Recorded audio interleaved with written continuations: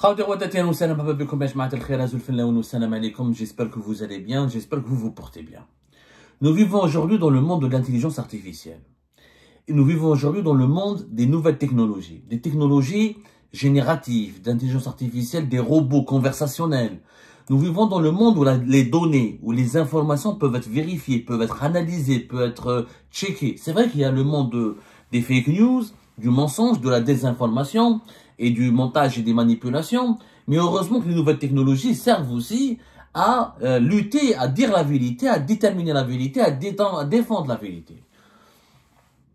Mais les dirigeants algériens ne le comprennent pas. Les dirigeants algériens vivent dans un autre monde. Les dirigeants algériens pensent qu'on vit toujours dans le monde des années 70, de la propagande. Dans ce monde d'aujourd'hui, on peut faire de la propagande, on peut mentir, on peut manipuler. Mais il faut s'attendre à ce qu'il y ait un contre-pouvoir. Il y a les nouvelles technologies, l'intelligence artificielle peut aussi démanteler le mensonge, démonter la manipulation et démontrer la vérité qui est cachée, qui est silencieuse et qui est manipulée. Les dirigeants algériens pensent qu'il y a, les années 70, au contraire, les pouvoirs, il n'y avait pas de réseaux sociaux, il n'y avait pas de technologie, il n'y avait pas d'intelligence artificielle, il n'y avait pas l'internet n'était pas développé, donc les pouvoirs en place pouvaient mentir, et le mensonge était tellement répété qu'il devient une vérité. La preuve, les dirigeants algériens, je vais vous donner une preuve d'un mensonge, d'une annonce totalement mensongère qui a été faite par un dirigeant algérien. À l'étranger, c'est les dirigeants algériens ne se contentent pas de mentir en Algérie. Maintenant, ils poussent l'outrecuidance jusqu'à mentir à l'étranger devant un parterre d'experts internationaux qui tous ont des outils de vérification. Qui tous ont accès à des outils de vérification. Nous avons utilisé aujourd'hui un outil de vérification extrêmement pointu, extrêmement fiable pour démentir un dirigeant algérien qui a dit n'importe quoi. Ce dirigeant algérien, c'est le ministre de l'énergie, Mohamed Erkeb. Ça fait des années qu'il est ministre de l'énergie, et le fait qu'il est resté ministre de l'énergie, c'est une catastrophe. C'est parmi les plus mauvais ministres algériens. Il ne maîtrise rien à l'énergie. C'est quelqu'un qui est spécialiste de l'électricité, de la production, de la distribution de l'électricité. C'est un bon électricien. Mais c'est quelqu'un qui n'a rien à voir avec l'énergie. Il était ministre de l'énergie entre 2019 et 2021. Et il est devenu ministre d'État. Lors du dernier remaniement ministériel de novembre 2024, il a été élevé jusqu'à rang de ministre d'État. Depuis 2021, il a le ministère de l'énergie. Mais la preuve, il ne maîtrise pas. Il était en Italie avant-hier je crois, pardonnez-moi, avant-hier. Il était en Italie, à Ravenne, où il y a la conférence méditerranéenne de l'énergie, OMC Med Energy 2025. Il était invité parmi un parterre d'autres invités internationaux. Il y avait le PDG de Sonatrach, le PDG de Sonalgaz. Il y avait l'ambassadeur d'Algérie en Italie. Toute la délégation algérienne a participé à cet événement international. Il s'appelle le OMC Med Energy 2025. Vous pouvez vous informer. C'est une rencontre importante organisée en Italie pratiquement chaque année concernant les énergies alternatives, le futur de l'énergie au monde. Ils ont un site internet, vous pouvez vous informer. C'est parmi les événements les plus prestigieux dans le bassin méditerranéen. Le ministre algérien, qu'est-ce qu'il dit? Alors, à l'occasion de on lui demande d'intervenir. Comme tout le monde, on lui demande de faire une intervention, de parler l'Algérie qui est comme l'un des produits, qui est l'un des pays les plus parmi les plus importants producteurs d'énergie, notamment des hydrocarbures, dans le bassin méditerranéen. Alors, Mohamed Erkeb, lors de son intervention, il s'exprime, il dit que nous avons un plan d'investissement majeur pour porter la production nationale de gaz naturel à plus de 200 milliards de mètres cubes par an. L'Algérie prétend, monsieur Mohamed Erkeb, qu'elle va produire plus de 2000 milliards de mètres cubes par an. Cette ambition, il est que nous allons faire un projet, nous allons lancer des appels d'offres internationales, et nous avons toute une stratégie pour produire plus de 200 milliards de mètres cubes par an. Non seulement il parle de 200 milliards de mètres cubes par an, mais il va encore plus loin. Monsieur Mohamed Erkeb, il dit que l'objectif final est d'atteindre 400 000 milliards de mètres cubes par an durant les 5 années à venir. Il ne dit pas quand est-ce qu'on va produire 200 milliards de mètres cubes par an. Il dit que dans le futur, on espère produire 400 milliards de mètres cubes. Il a doublé. c'est des chiffres extraordinaires. C'est des chiffres qui veulent, c'est des chiffres qui sont trop ambitieux. Si vous savez, 200 000, il faut savoir qu'en ce moment, on produit entre 136 et 138 milliards de mètres cubes. C'est ça la production algérienne comment on appelle ça? De gaz naturel. Et c'est pas la première fois que M. Mohamed Al-Kab parle de 200 milliards de mètres cubes. Le 25 mai 2024, lors d'une conférence de presse tenue en marge des travaux de la réunion nationale des directeurs de la distribution du gaz du groupe de la distribution, il y avait une réunion interne au sein du groupe Sonalgaz, et qui a regroupé aussi tous les directeurs de l'énergie et des mines de toutes les wilayas du pays. Il a parlé d'une stratégie d'investissement tracée par la compagnie Sonatrach qui vise à porter la production de gaz naturel au cours des 5 prochaines années à 200 milliards de mètres cubes. Ça, c'était en 2024. Et il dit que Tebboune, le président algérien, nous a demandé d'augmenter nos exportations à 100 milliards de mètres cubes, alors que l'Algérie exporte pour moins de 50 milliards de mètres cubes. GNL et gaz naturel liquéfié, gaz naturel tout court, via les gazoducs et via les navires métalliques de Sonatrach. Donc, selon Mohamed Al-Kab, déjà en 2024, il a dit, et en 2025, il le redit, sauf qu'en 2025, il va plus loin. Il dit que non seulement nous allons produire 200 milliards de mètres cubes, mais que nous allons atteindre 400 milliards de mètres cubes.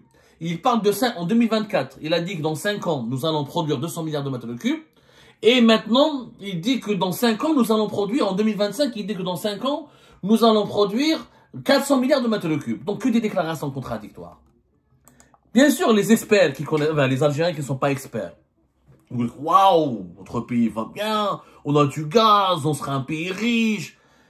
Ils savent pas, les gens qui ne connaissent pas le domaine. Comment on peut aller de 100 milliards, de 136 à 138, entre 136 et 138 milliards de mètres cubes, plus exactement, on est plus de 136 à 135 milliards de mètres cubes par an. Comment peut-on aller jusqu'à 200 milliards de mètres cubes?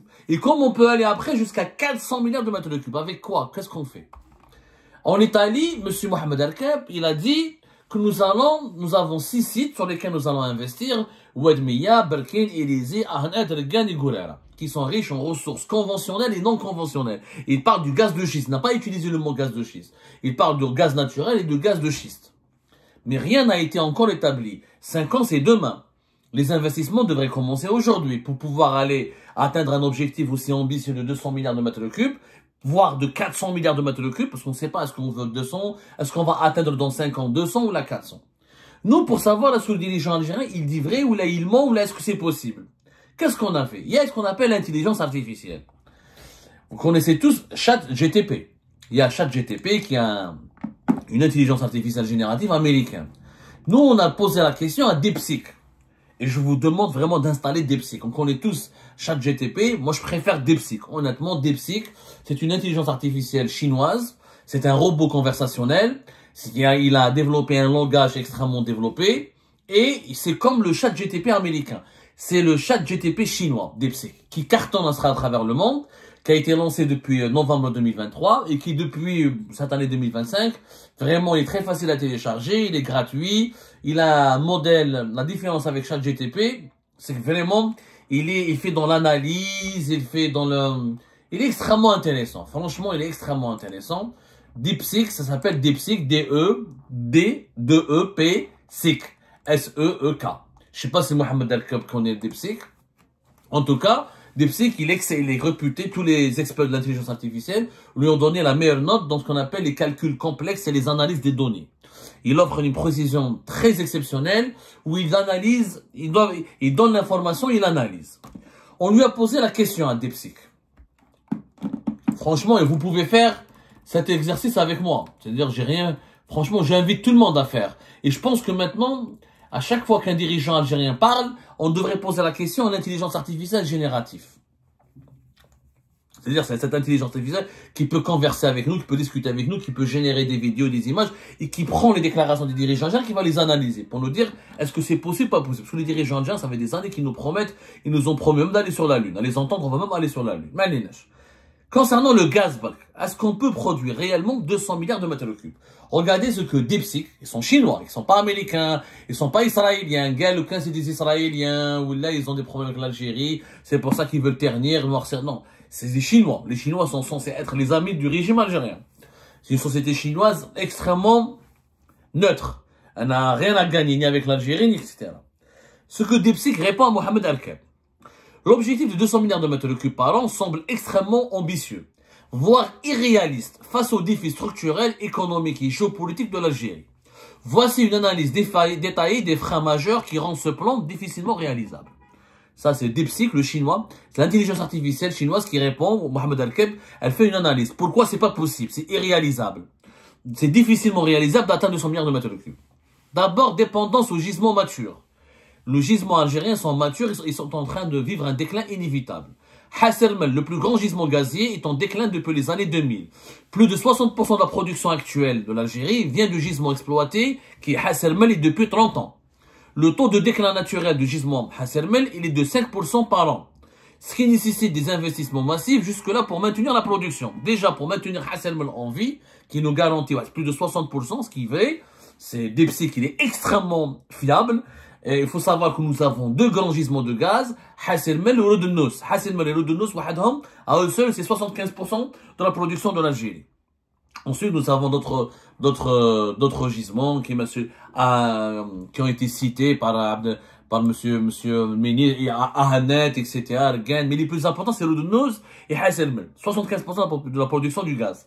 Ras El-Mel, chaque année, ses réserves baissent de 5%. Et ça, depuis les années 2000. C'est le plus grand gisement de gaz en Afrique, mais il est en cours d'exploitation depuis les années 70, et le gaz n'est pas une énergie renouvelable. Le gaz, c'est pas du soleil, c'est pas du vent, mais il n'y a pas en abondance. Alors, Bertana Satellite, elle est là, effectivement, mais elle n'est pas renouvelable. Plus on la consomme, plus elle s'épuise. Mieux encore, voilà ce qu'il dit DeepSeek. Même avec de nouveaux forages, l'Algérie devra compenser la baisse des champs existants avant d'augmenter sa production. Même si on va en faire d'autres forages, même si on va mettre en exploitation d'autres réserves, on va compenser ce qu'on va perdre avec Ras El-Mel, avec Ould El-Nous. Même Ould El-Nous, sa production est en train de décliner. Donc, dans le futur, d'ici 2030, Ras El-Mel et Ould El-Nous ne pourront plus produire grand-chose. Et avec les nouveaux gisements, on pourra à peine compenser. C'est-à-dire qu'aujourd'hui, nous produisons 138, 136. Le défi, déjà, si l'Algérie reste à produire, si elle peut continuer à produire 130 milliards de mètres cubes, dans les années à venir, c'est déjà un miracle. Comment tu peux aller à 200 milliards ou à 400 milliards alors que tu as des gisements qui sont en train de décliner et c'est irréversible. C'est la nature, le gaz, c'est pas renouvelable. Deuxièmement, l'absence de découverte majeure depuis 20 ans. On n'a pas eu de découverte majeure de grands gisements de gaz comme Ras El-Mel, comme Ould El-Nous depuis 20 ans. Autre problème, le gaz, il est produit ailleurs. Il y a beaucoup de découvertes ailleurs, comme Zohr en Égypte, Northfield au Qatar. Ce qui fait que les explorations récentes ne rapportent quelques milliards de mètres cubes, loin des besoins nationaux de l'Algérie. Déjà, si on peut continuer à exploiter du gaz pour nos propres besoins, à produire du gaz pour nos propres besoins, ce serait déjà un miracle. Donc, on peut même pas espérer exporter beaucoup à l'étranger. En plus, les grands gisements internationaux, il n'y a pas beaucoup d'investissements. DeepSeek te dit qu'il y a des investissements suffisants et des retards chroniques. Sonatrach a besoin de 40 à 60 milliards de dollars pour atteindre 200 milliards de mètres cubes par an. Sauf que le budget réellement de Sonatrach sont inférieurs. Le chiffre d'affaires de Sonatrach à lui seul, il est dans les quarantaines de milliards de dollars. Et en 2025 et dans les années à venir, ce chiffre d'affaires risque de baisser. Puisque les prix du gaz et les prix du pétrole sont en train de baisser. Le gaz, il est rentable. Quand son prix, il est élevé. Comme il y a en 2022, en 2023. Mais là, les prix sont en train de baisser. On a la guerre commerciale, on va en parler tout à l'heure. La guerre commerciale qui a été lancée par Donald Trump a fait baisser les prix du pétrole à moins de 60 $. Pratiquement, il est à 60 $. Le baril risque de chuter moins de 60 $. Le gaz est en train de chuter, n'est plus à ces prix de 2022, de 2023. Du coup, comment Sonatrach, il va gagner à peine quarantaine de milliards de dollars au chiffre d'affaires? Comment elle va payer? Elle va payer ses taxes, elle va payer ses charges, elle va payer ses salariés. Elle va donner de l'argent au trésor public. Avec quoi il va lui rester pour investir 40 milliards de dollars? C'est pas possible. Pour investir, Sonatrach tout seul ne peut pas mobiliser 40 à 60 milliards de dollars. Il lui faut des investisseurs internationaux. Sauf que, il y a des retards. Les investisseurs internationaux ne viennent pas beaucoup en Algérie. C'est ce que dit DeepSeek. Retard bureaucratique. Exemple, la compagnie américaine Chevron, elle a signé en 2023. Mais pour un accord de coopération, d'exploration en Algérie. Mais elle va commencer à faire les forages d'exploration qu'en 2025. Dépendance aux partenaires étrangers, Total, Eni, Exxon, qui hésitent à investir en Algérie. Pourquoi? Fiscalité peu attractive. Malgré la nouvelle loi hydrocarbures de 2019, l'Algérie n'offre pas des facilités fiscales aussi importantes. Risques politiques, instabilité, corruption, changement réglementaire.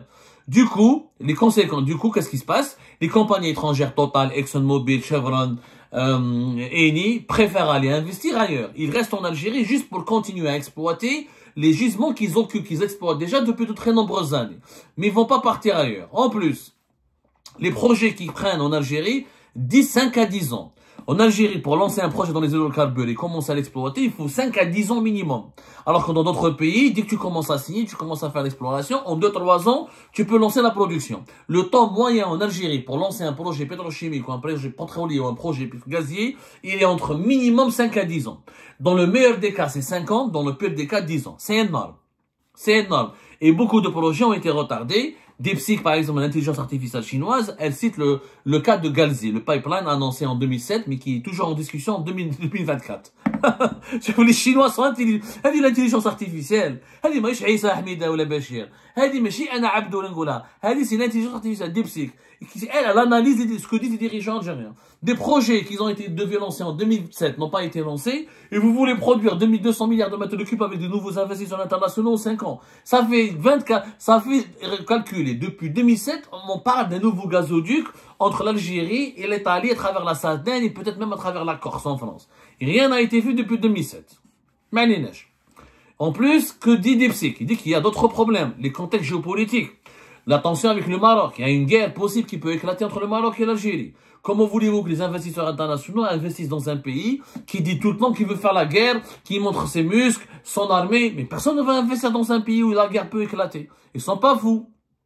En plus, le gaz de schiste il est bloqué, protestation dans le Sahara, le manque d'eau, risque écologique, infrastructure vétuste, réseau de pipeline vieillissant, fuite et perte de capacité, usines de GNL sous-optimisées, Skikda et Erzieux, qui ont besoin de mise à jour coûteuses, parce que c'est des usines qui datent depuis les années 70, certaines datent des années 60. Pénurie d'expertise locale, dépendance aux compagnies étrangères. Conséquence, même avec plus de gaz, l'Algérie ne pourra pas pouvoir l'exporter efficacement. Donc, dans tous les scénarios qui ont été étudiés par DeepSeek, en conclusion, qu'est-ce qu'il dit? Un plan trop ambitieux, dans un contexte défavorable. Quels sont les projets réalistes selon DeepSeek? Si l'Algérie peut continuer à produire 130 à 150 milliards de mètres cubes d'ici 2030, c'est déjà magnifique. Ça, c'est le scénario optimiste. Le scénario réaliste, la production du gaz, comme je vous l'ai dit, va baisser à 120 milliards de mètres cubes. Une stagnation. Et le scénario pessimiste, on va produire moins de 100 milliards de mètres cubes d'ici 2030. En aucun cas, on pourra produire 200 milliards de mètres cubes. Même l'intelligence artificielle, en analysant toutes les données concrètes, et puis elle n'y croit pas à ce scénario. C'est un mensonge. En réalité, c'est un mensonge. En conclusion, ce plan ressemble plus le plan soi-disant que l'Algérie annoncé par Mohamed Al-Kabouni Tali, le plan annoncé par le dirigeant, par le ministre algérien pour produire, selon laquelle l'Algérie va produire 200 milliards de mètres cubes, est une annonce politique. Ce plan ressemble plus à une annonce politique qu'à une stratégie réalisable. L'Algérie ferait mieux de viser une stabilisation de sa production entre 120 et 150 milliards de mètres cubes plutôt qu'un objectif irréaliste. Voilà ce que dit DeepSeek, l'intelligence artificielle générative chinoise. C'est très bien fait. Moi, je dis une chose aux dirigeants algériens. Ne faites rien. On n'a même pas besoin que vous travaillez. Juste installez DeepSeek, installez ChatGPT et essayez de gérer le pays avec l'intelligence artificielle. On ne vous demande pas de travailler vous-même. On vous demande juste, ya jama'at al-khair, de essayer juste, comment dirais-je, de se montrer intelligent et d'appliquer juste ce que l'intelligence artificielle vous dit rationnellement. Ce qu'elle vous dit rationnellement. Maintenant, je crois qu'on dit donc, ne venez pas nous mentir. Comment tu peux produire 200, ou là tu promets aux gens, aux Italiens, non seulement on a